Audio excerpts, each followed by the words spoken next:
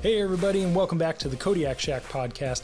Today we have one of my buddies from McEntire again, from Snapper Layman. And what we're going to do, we're going to talk about our admin first because everyone knows that I will forget it if I don't talk about it now. So like, share, subscribe, tell everybody about the podcast and let us know how we're doing. info@kodiakshack.com and check out our website, kodiakshack.com. Donations are always open. The link will be in the show notes. And thank you, everybody, for the feedback on the hats and as well the audio quality, because turns out I'm not a professional, as everyone knows.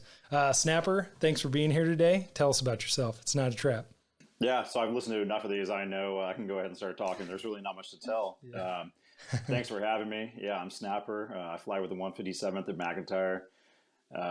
Been flying there about 13 years. Prior to that, I was enlisted in the Alabama Guard. I was a fuel truck driver. And prior to that, I did about 3 months of Air Force ROTC, which is enough to make me join the Guard.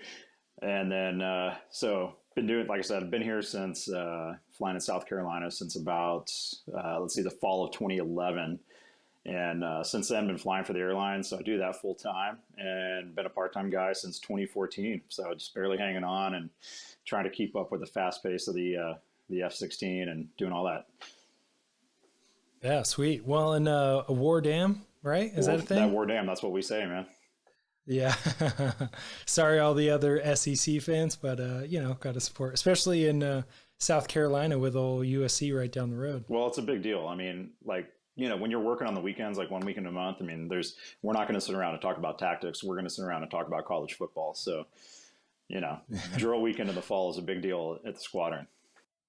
Yeah, it's. I enjoyed it. I got to spend 2.5 years out at McEntire, and it's amazing just how different it is. Being an active duty guy and showing up at the Guard, and you're used to a fighter squadron being one thing where it's. Everybody's obviously full-time. Everyone's assumed pretty much available except for the commanders.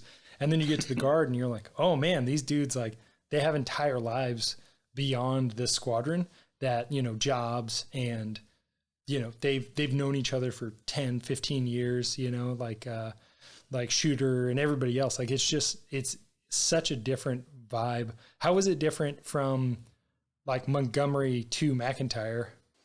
I would say, I was never an officer or a pilot there, but I think, it was definitely the same experience. I mean, it's a close knit family that you only see a few days a month, and you don't realize how close knit you are with them until you take 2 or 3 weeks off because you've got XYZ going on with your personal life or your civilian job, and then you show back up, and it's when we were flying together at McEntire.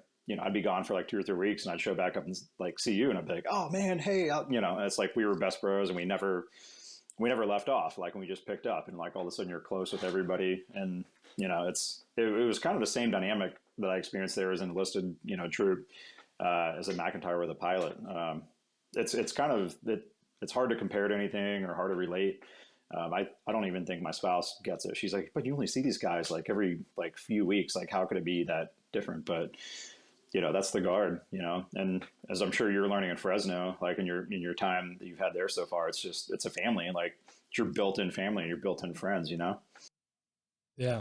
Well, and it's just such a different, because in an active duty squadron, everybody's pretty much young, relatively young in their careers. They haven't been around a lot, so they're a little more rigid. And then I'm sitting at the top 3 desk, and the top 3 is where you'll kind of supervise flying. You'll kind of help people out if they have an emergency airborne. And I think it's Shooter is giving me my top 3 checkout or soft checkout, whatever it is. And Dirty is flying. And so when you're coming back, you'll call back to the field and kind of tell them your codes. Hey, if the jet's broken, if it's not broke, whatever. And so you'll normally call back hey, I'm, 6.9 out. And Shooter goes, go with codes. And then Dirty responds, don't tell me what to do. And then after this pregnant pause, Dirty hey, both code 1. And then Shooter goes, say again. And he goes, no. And then leaves the frequency. And I was like, oh, the Guard is different. This is different than active duty. So funny. Good group out there. Yeah, it's a little grain of salt too. Plus, especially when it comes to stuff like that, there's the voice recce, even if you fly with somebody once, you start to voice requiem. But when you've been doing it for 10 years, like it really starts to build. And it's just like, I kind of feel bad for the like first assignment, like the people that come out of pilot training and their first assignment is to come to McEntire, or any guard unit for that matter, or reserve unit. And like, they pick up our bad habits, which is treating our inter-flight radios as just like a soapbox, like to say whatever you want. And from what I've understood, correct me if I'm wrong, but from what I've understood, active duty is not like that. Like, you don't talk on the aux radio. Like, if it's not tactical or a fuel check or anything like that, you don't speak. But I think a lot of guys leave here with really bad habits because we're just like, hey, I've been flying with you for 10 years. Like, we're going to talk about golf, like on the way to and from the airspace. Like, we're going to laugh at each other for screwing up when we're doing something tactical, Like, I kind of did that today against a bunch of active duty people. And they all just kind of looked at me in the debrief like, yeah, who was that? And I was like, that was me. Yeah. No, it's so true. I left Misawa and it was the radios were silent unless ATC was talking or you had some reason to speak. It was just silent the whole way home. And then, going to McEntire and it's like, hey, can you see Augusta over there? I feel like, I know it's on this side of the airspace, and hey, let's just cancel and go 20 left and see if we can see it. Yeah. Yeah. Do the, what was it? The Swamp Fox arrival? Yeah. So, being a true guard unit, we found a way to legally fly over the lake that neighbors the city that our base is in. So we published a VFR arrival that goes right down the middle of the lake that we probably have 10 or 15, pilots that live on.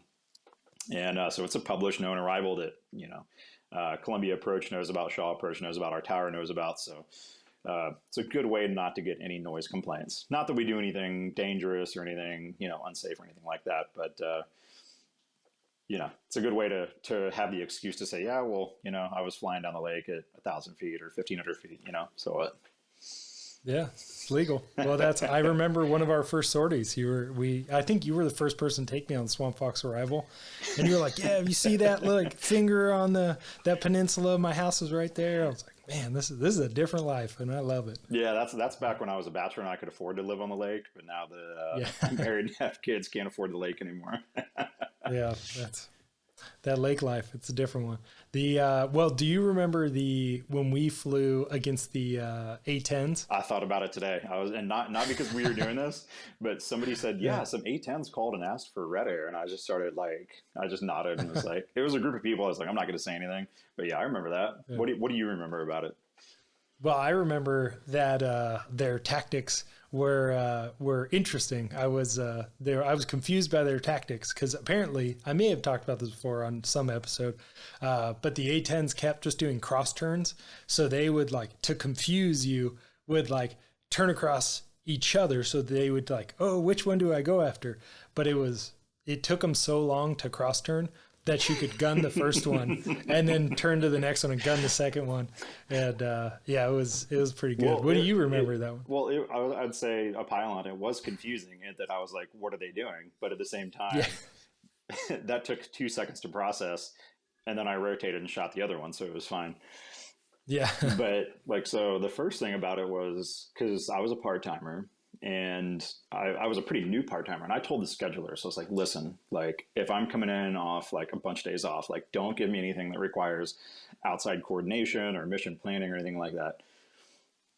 And so I was at the gym. I was on a day off, coming off an airline trip, and I get a text from some random phone number that says, hey, whatever his name was, Slam. He's like, hey man, I'm with whatever and we're flying together tomorrow. And I was just like, you gotta be kidding me. I was like, they put me in some DCA sortie with some out of house, not McEntire red air. What? I was a little frustrated. And then I looked at the schedule and I was like, red for A-10s. It's like, okay. So I called the guy back and I'm like, hey bro, what's up, man? And I was totally fine with it after that. So when I was talking to him, he was like, hey, it's he was the IP and his wingman was, I think it was an MQT, right? I think so. And he was like, I want to show him what 4.5 gen fighters look like when they're flying, what y'all's performance looks like. And I'm like, I'm flying with Vader. I was like, heck yeah. I was like, we can totally show him what a Viper looks like. And so whatever the setup was, I remember coming across their nose, so to speak, at 450 knots, 10,000 feet. and like on the limiter 9Gs, like vape coming off the jet, like tunnel vision. And I'm like, oh man, this is a Viper. This is what it looks like. And then like I really started to lose my vision. So I started to let off and pull the power back and let off, pull the power back. And then all of a sudden I got everything back. And then I looked and I was like, I can't see him anymore. And I was like, hey, Vader, like, where are they? And you're like, they're 10 miles behind you. And so like, and there was like, what to me was like 5 seconds. It was like, like a minute. And I was 10 miles away from him. I'm like, okay, well, kind of shine my, shine my A on that one. Yeah, no, it was good. I think we gave them exactly what they were looking for. They were looking to have Vipers just rip around and fly fast and just to see their what that's chest like. And yeah, exactly, man. Yeah. No, I think that was a fun sortie, but that's what I never really totally understood because I'd never been part-time. I mean, even now, like I'm in a new plane, but being a part-timer, like how can you explain kind of not being, you kind of like set the fighter pilot side away, you go do your other job and then you come back and like, it just works. Like that's just, it's hard for me to truly understand how you can like not think about tactics, not think about the jet and then just show back up and it just all happens. It's other than like having a family, it's the hardest thing I've ever done. And the only reason I don't want to say I'm good at it, but the only reason I can manage it, and the schedulers would beg to differ, but the only reason I can manage it is because I've been doing it since October 2014. And I think every pilot's different. In the Guard, so you have part-time pilots in the Guard, and then as Guard pilots, you have two different types of pilots. You have a pilot like Vader, yourself. Sorry, man. I'm differentiating between talking to a crowd, To the talking audience. to you. Yeah. Like, so, you came off like a 10-year career flying fighters and all that. And so you have that to build upon before you become a part-timer one day. Whereas me, I had 3 years of flying fighters when I became a part-timer. So I graduated pilot training, went to the F-16 RTU, 2 years of seasoning at McEntire with a deployment, and then 1 year as an alert pilot, doing that. So I really had maybe 3.5, 4 years tops flying fighters, and then became a part-timer. So there's your two different guys or gals, if you will.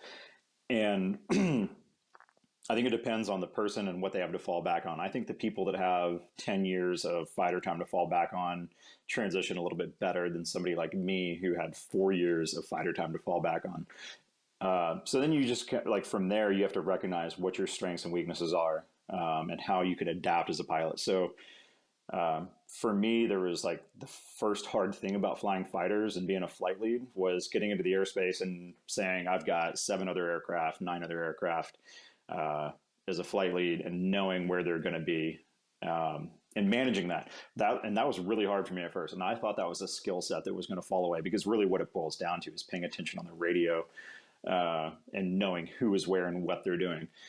Well, when you're not to like beat my chest, but like when you're taxiing around like Kennedy at rush hour time, or you're taxiing around LA or Atlanta in an airliner, like, yeah, you're one big fat airplane moving really slowly and there's nothing threatening going on and the schedule's really not that important, but you're still listening to every other airplane, like their call sign, their tail number, or not their tail number, aircraft type, where, you're kind of pay attention to all that. So you're building this picture in your head because you have to know where your aircraft is moving. So that was a skill set that I thought was going to drop off that didn't. And that's kind of going down a separate path. But getting back to it, I think the hardest part for me was like I would sometimes have to take 2 or 3 weeks off. And in the F-16, you remember you're switching between different screens, and depending on what master mode you're in, you've got 3 different screens. So you have 9 total screens you're scrolling through between air to ground, air to air, missile override. So you're constantly, it's just like it's a hands game, like, moving between those. That was the skill that fell off for me. After about a week, I lose that right out. Totally just go, full retard, can't do it anymore. So, for me, what I do to get back into the airplane is I tell the schedulers like, hey, schedule me for red or like a very basic sortie, like BFM, like 1v1 or TI 2v2, 2 jets versus 2 jets, something that's just very basic and low pace that I can like warm back up to. And it usually takes me about 3 or 4 sorties to get back to where I can be like a very basic flight lead. Now, if I wanted to be like a seed package commander or something like that, or something much bigger, I would need to fly probably 5 or 6 sorties in a row over a period of 5 or 6 days to like get spun back up. But what it boils down to is each pilot needs to, I think, in my personal opinion, needs to know their strengths and weaknesses, and you got to identify them early on and then work around that because everyone's totally different. We're all different pilots, you know? Yeah. And I think that's being a younger fighter pilot, being full time, like only knowing that every day, like every fight, I wanted to be like the most crazy, intense fight I could make it. Yeah. And then talking to Glock and Guns, the wing and then squadron weapons officers at the time, they said like, hey, it can't always be that. Like some days it needs to be a more watered down scenario for exactly that reason. Like, hey, some dudes, this may be their first flight in 3, 4, 5 weeks. So you can't do this like heinous kick the door down, like advanced seed fight because you're probably, no one's going to get anything out of it. You're going to be mad because, the other dudes aren't pulling their side of it, but it's because they've living a life that I didn't even understand. So, yeah. And that's hard too. Like, I mean, it's a pill you have to swallow. I won't name anyone, but we have a couple guys that, and I love them to death, and I give them credit. They're like, I care about this job too much, and I want to be so good in this jet, and I want to perform that I can't do both, and so I'm going to choose this one for the time being, because it's a tough pill to swallow, and by whatever means, I mean, I chose to swallow it, and it's like, but it took a while to get over. I think there was probably 2 or 3 years where, when I went into work, I thought people were judging me, oh, Snapper's not performing like he used to. And it took a while for me to realize like, okay, dude, you're not performing like you used to, but are you still capable of stepping up and like relearning some of this stuff and, or like spinning back up to that? Like, yes, you're totally capable of it. But for the time being, you just have to understand, dude, you're not going to be what you were. And, as long as like I'm safe in the airplane, that's my number one goal. Just being safe and trying and like not being a detriment to anyone else. Then beyond that, I can correct and learn everything else. If I have to go to war with X country, I can get ready for it. But it's a learning curve. It's a different lifestyle. I think that's by design. Like everybody who doesn't understand the nature of the Guard or Reserves, like they are not manned. They don't have the funding or the people to be a full-time force. That's what the active duty Air Force is for. The Guard and Reserves is built to have part-time people, which over a period of time will spin up and be a full-time fighting force to help the full-time, the active duty side of it. But I think people, when they don't understand that, they're like, I don't get it. And you're like, yeah, well, because you don't understand everything that goes into it. And some people would disagree with you, but I totally agree with you. Yeah, I think we know exactly who we're talking about. Yeah, and it's impossible to be like the sharpest spear when you only do it 6 days a month, which is, as an experienced pilot in the Guard, it's a 6-day or 6 flights a month requirement, which usually involves about 6 or 7 days of availability. And it's the airplanes are so complex, the mission is so diverse, it changes so much. It's hard. Like you can, as a part timer, it's very challenging to stay even semi-relevant. What people don't understand is like tactics are being rewritten at best in an annual basis. Like there's going to be tactical bulletins that come out every couple months. So even though the jet doesn't change, the way you employ the jet's going to change. The ranges of things change of threats or how you employ. And so I've noticed a lot of times, like luckily I know enough to know I don't know anything, but I've noticed that a lot of times when guys in the Guard who've never been part-time, who've never left the jet, they don't understand that there is a broader perspective out there, and they can't, they struggle to really see that, like, oh, why can't you be full up? It's like, because I have a full-time job and this isn't it. Yeah. It's hard to comment on without stepping on toes, but yeah, you're totally right. And this, for me, I'm sure it's the same for you. It's been a lifelong goal. I mean, my whole purpose in life, prior to this was flying fighters. I mean, it was the number one most important thing in the world, and I love every minute of it. But yeah, you definitely do cross that point at some time. Like, not to say that it's not important anymore, because it still is, but you definitely cross that threshold. You crossed it earlier than I did, but I crossed it, and I was like, okay, like this is still my livelihood. It's still my job. It's my duty as an American and a patriot. And I'm going to be professional about it by all means. But, there's definitely maybe a handful of things that are more important. And, I hate to say it, but, I get it. Yeah.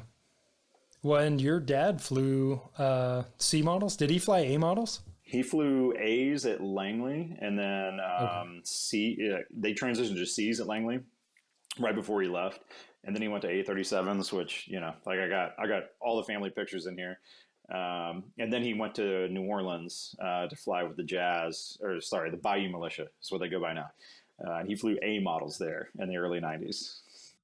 Okay, nice. The how was that kind of growing up with a dad? Like, do you remember? Were you old enough to kind of remember your dad being a fighter pilot? So oddly enough, the first memory I have was like Santa Claus showing up in an A37 at Davis Monthan Air Force Base, and it's bizarre. Nice. Like I know it doesn't make sense. I was like a year old, but for some reason I remember this tiny little nubby brown airplane pulling up. An A37 is basically a T37 with T38 motors.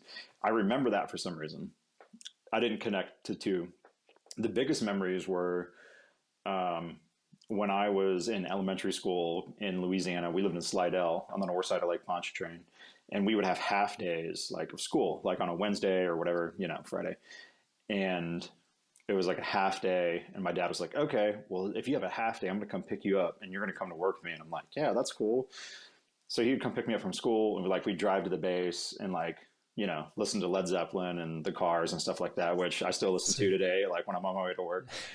And there was a gazebo right by the flight line, just like we have at McEntire, and I think the gazebo is still there at Bell Chase. And it's such a different time because in the early '90s, like you could do this now, you couldn't. But he would put me in the gazebo, and he'd be like, "Just sit here for like 2 hours, and I'll be back." And so I would just sit there with like my toy airplane and like a toy car, and I would watch him step to the jet, and then they'd go fly, and I would just sit there the whole time, and then he'd come back and land, and he'd like do a couple low passes and take me out to see the jets, and then we go home. Or like the top three would take me out like down the runway and stuff. Like at the time, I don't remember, I was like, "Oh, cool, airplanes." But I look back on it now, I'm like, man, that's just so much stuff you couldn't do today. But it was Yeah. cool. I mean, it was those kind of opportunities. Seeing that as a little kid, like very, very lucky, and it was cool. Um, yeah, I mean, it was. I think I would have found the job even without that, but it was definitely like the early exposure helped.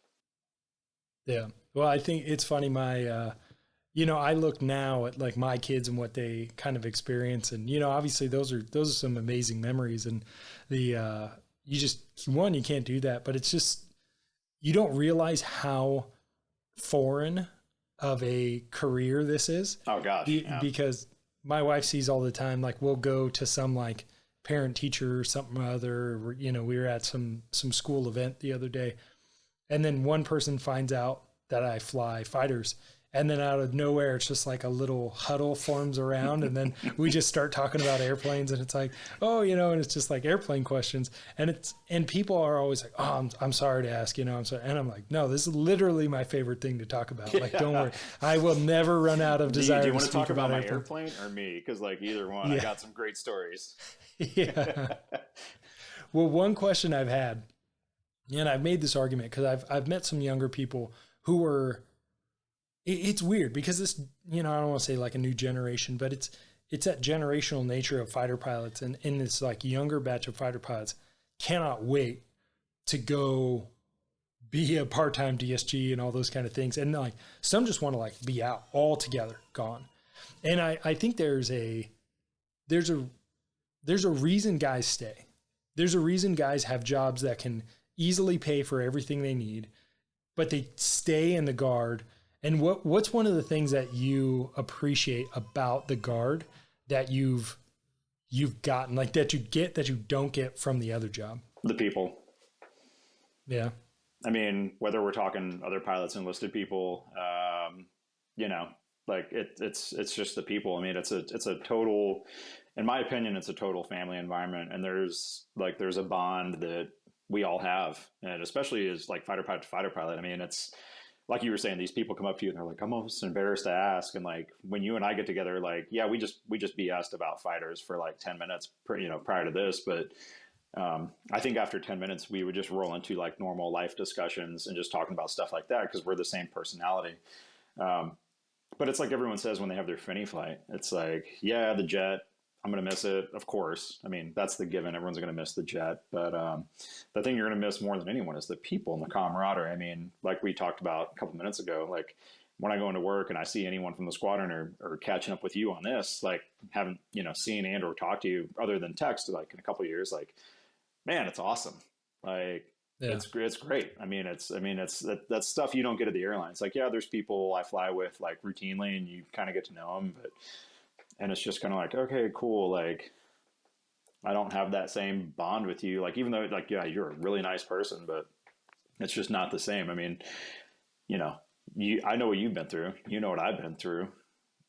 I've put my life in your hands. You put my life in your hands. And at the end of the day, like, there's you can't explain it. Like it's hard, and I know that's why you asked. Is you want somebody to explain it to the listeners, but it's just such a special, unique culture. I'm not saying we're any better than any other specialized task career field, but that's just the way it is. You know what I mean? It's just the people. Like I'm definitely gonna miss the people. Like there's people at McEntire that have like today. The Silver Foxes. So we're the Swamp Fox, and the Silver Foxes are our retired group of pilots who get together once a quarter. They talk shop and rehash old stories and stuff like that. And we've started inviting them. They used to go like off base somewhere to go have these meetings, and we were like, guys, come on base, eat some popcorn, have a couple beers, and have lunch. But anyways, going into there and today, and like half those guys I've flown with, the other half, like I at least know and heard their stories and see their pictures on the wall. And I could walk up to any one of those guys and just talk to them. And it's like immediate, brother, like immediately like best friends start talking. And it's just, that's a bond. That doesn't happen at my airline. Like when I walk in, it's like, oh, hey man, we fly the same airplane. We've been working here for a while. We're bros. It's not like that. Like it's just different. You know what I mean? Yeah.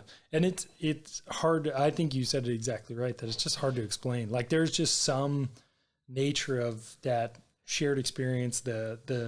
We have similar stories, but they're different enough that we want to hear each other's stories and tell about like flying stuff and, what we've done and where we've gone. And it's great. I mean, it's so much fun, and it's an awesome community to be a part of. Well, I mean, so like today, like the Silver Foxes, like there's Chester, you remember him? He was there. Wrench was there. D-Dog.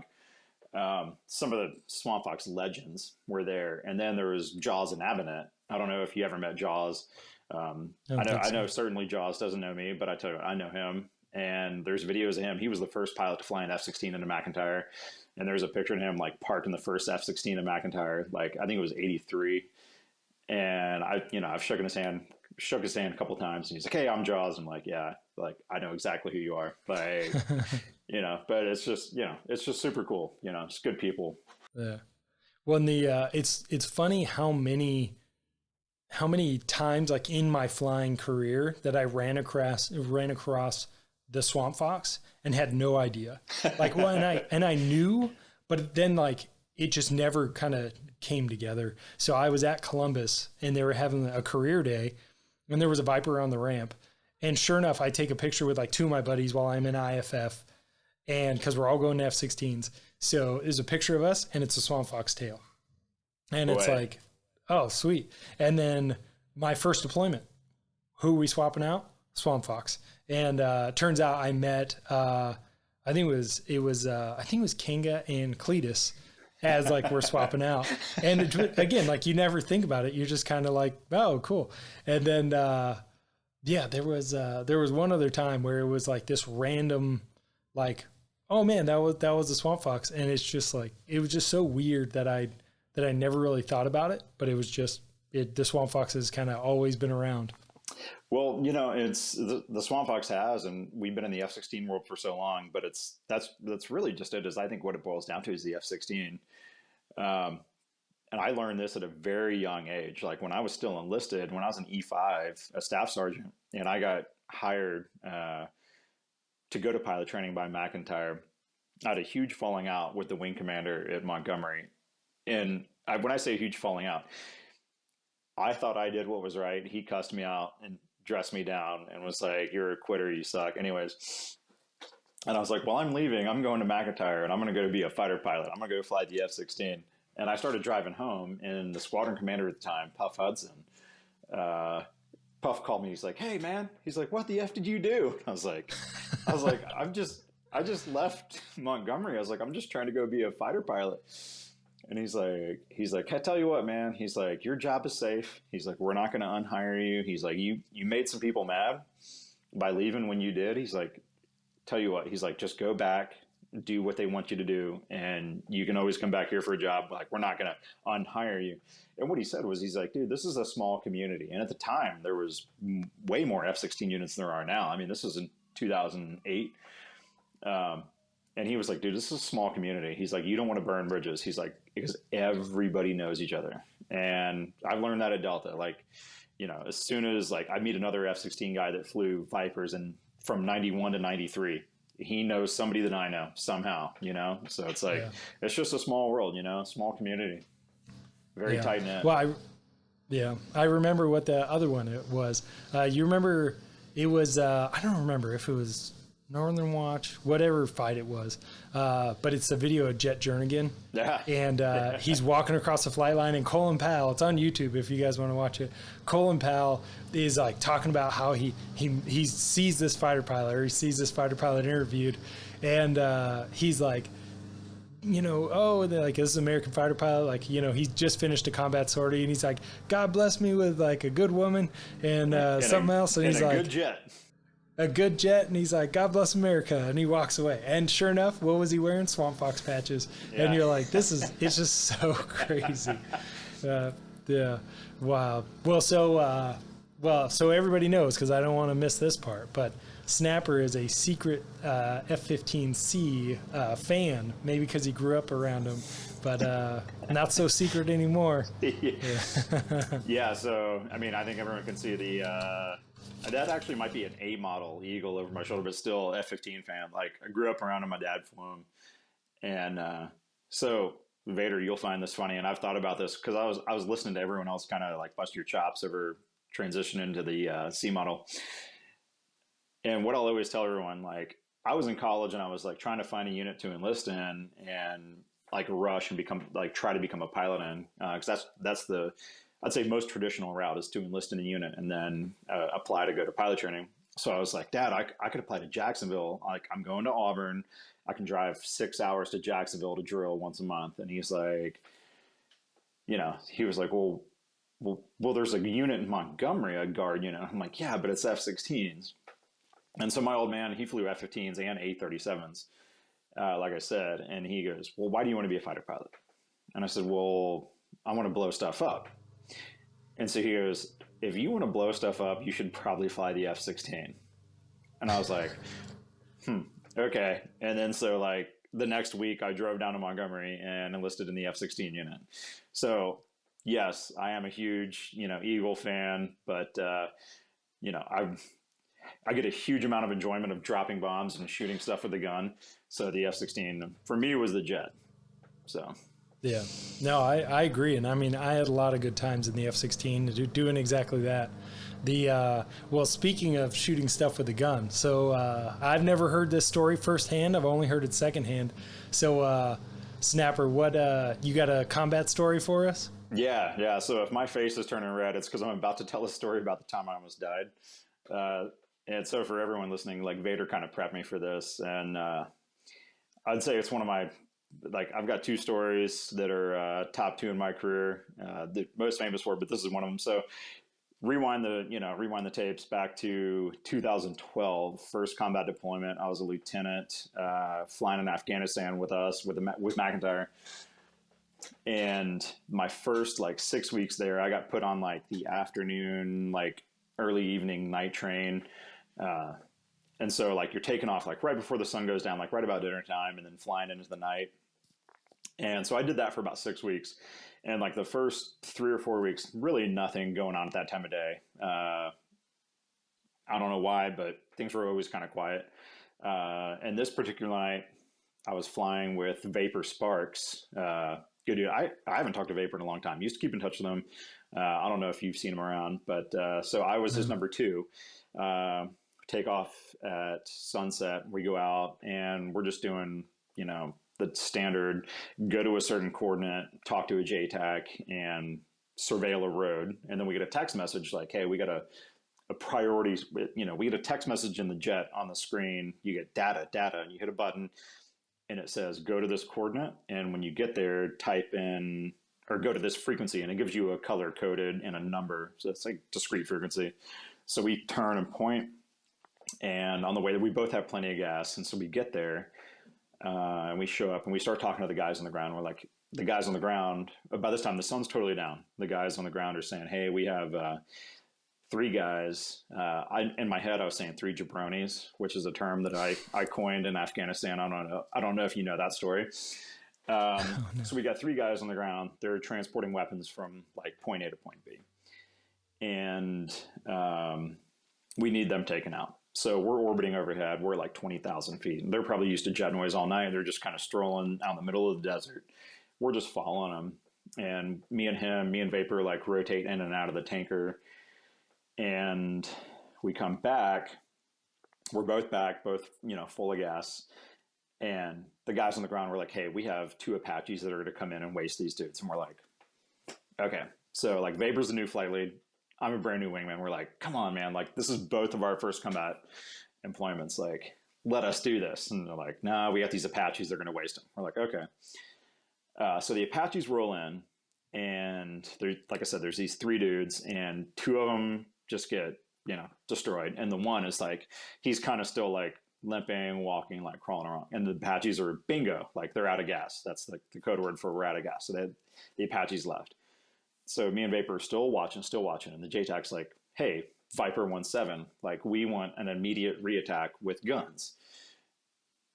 So if you like take a step back and look at it, like, it's low illume. It's a combat situation, low illume. So for those listening, like, low illume means like there's not a whole lot of moonlight. It's really dark out. Like, I think it's 2.2 millilux is the number.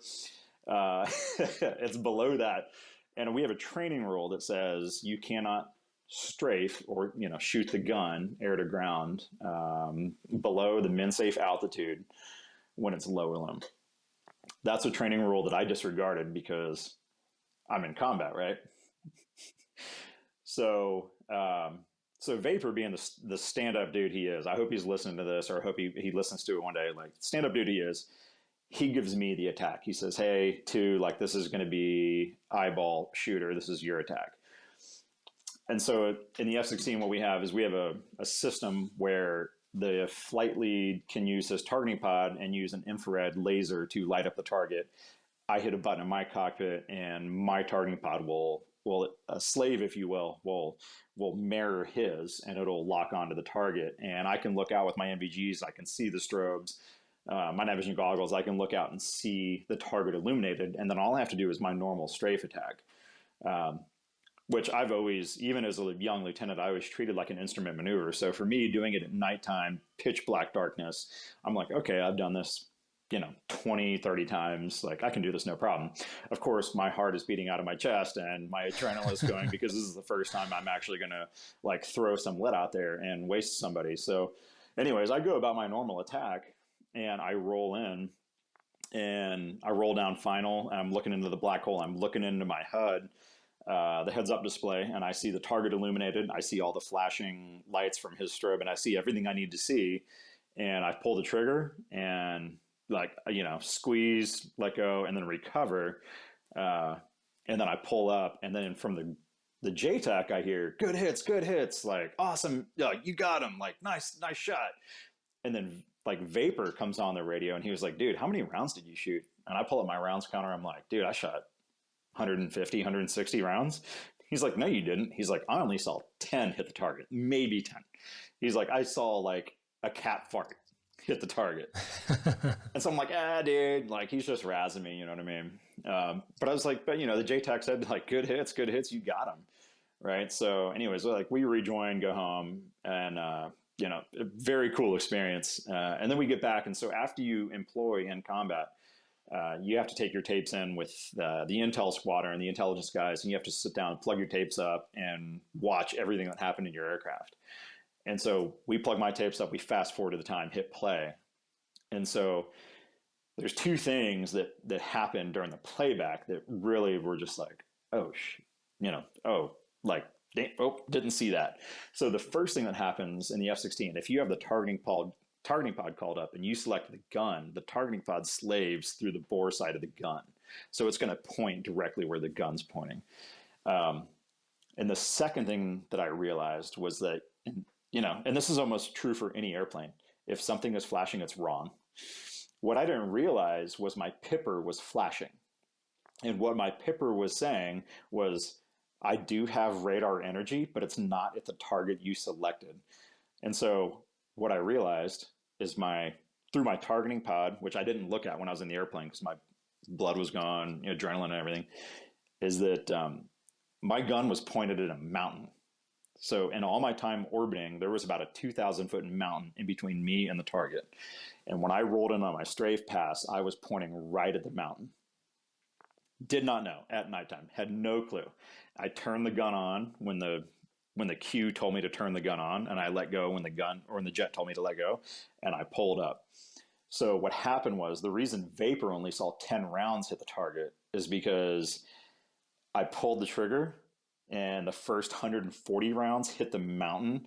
And as I pulled up, the last 10 rounds walked over the mountain and hit the target. And then I recovered. And so I watched this on in my tapes, and I see the targeting pod footage. I'm smiling about it now. I'm kind of like laughing about it, but like I came within about 700 feet of smashing into the ground at 500 knots. And that's like when you kind of swallow your tongue and you're just like, oh man, like I almost mortared in. Like for anyone else who's been around for a while and is listening, Trojan mortared himself on a low angle strafe in Iraq like 3 years prior to that. And when I saw that tape, I was like, dude, that was almost me. Like I almost did that, but so I didn't. And I made it out of it, like luckily, but it was a lesson learned. If I could go back, like what I would have told the JTAC is like, hey man, I can strafe, but I can also just drop a bomb. You know what I mean? And I should have done that. But live and learn, very lucky. And then the other thing, I got poo-pooed on for like, you broke a training rule. And I was like, well, we're not in training. Like, I mean, yeah, I know I almost died, but it is combat. So like where do you draw the line? Like where do training rules apply, I think in training, that's where they apply. Exactly. So, I mean, like, again, I'm not saying it was a perfect execution on my part, but that was like the main feedback I got was like breaking the training rules. But anyways, like it, and then it's funny enough, I actually talked to the JTAC like a month later. He was coming through Afghanistan or through Kandahar, and he came into our squadron. And he was like, hey, who was Viper 1-8 like back on, like May, whatever. And I'm like, oh, that was me. And he was like, oh, dude, he's like, you wasted that guy. He's like, it was literally one round that hit him. And so that's like for anyone who was in Afghanistan that summer, like that's what they always say to me is like, it only takes one, just takes one shot. That's right. Yeah. And that was the story I heard. One round made it. It just takes one round, I mean, screwed up as much as I did, but live and learn, like I said. And I mean, I've told some stories about me, things that were dangerous, but I'm glad you made it through that. And it is Kanga said this a while ago, and it's stuck with me, and I've said it on the podcast multiple times, but it is flying fighters is not inherently dangerous. It's just extremely unforgiving. And, that's one of those days where it worked out for you. And there are sadly a long list of people who have ran into the ground flying F-16s and fighters in general. So I'm glad you're not one. You could be here to chat with me. Yeah. It's good. Yeah. I mean, it's like I said, so it was a learning experience, and there's a whole laundry list of things you could attribute to why we did what we did, but and what we learned. So yeah, that's one of the two stories I'm famous for. The other one I'm not going to tell. That's right. Maybe on the next episode. But well, Snapper, I got to run. But thank you for joining me on the podcast, and everybody, thank you for listening. Like, share, subscribe. Info Kodiak Shack. kodiakshack.com and info@kodiakshack.com and then kodiakshack.com. You think I'd be better at this stuff by now, but I'm not. No, you're doing great, man. Yeah. All right. Well, thanks again, Snapper. See you, man. Yeah, we'll see you.